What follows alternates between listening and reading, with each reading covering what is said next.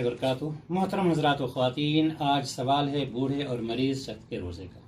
اللہ تبارک و تعالیٰ نے دین میں آسانی پیدا کی ہے اور ہر پریشانی کا ایک راستہ بھی بتلایا ہے۔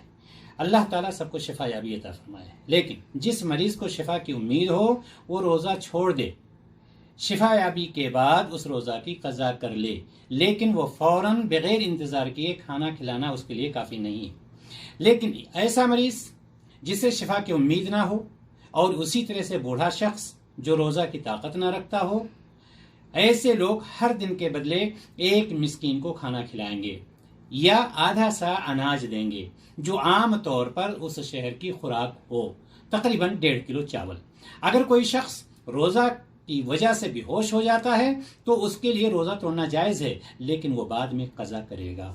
دینی تقریروں اور اسلامی معلومات کے لیے ہمارے YouTube چینل کو سبسکرائب کریں۔ چینل سبسکرائب کرنے کے لیے YouTube پر ٹائپ کریں Mansoor MANSOOR space Ahmed AHMED space Madani MADANI۔ Subscribe کریں اور بیل آئیکن پریس ضرور کریں تاکہ نیا آڈیو اور ویڈیو آپ کو سب سے پہلے ملے۔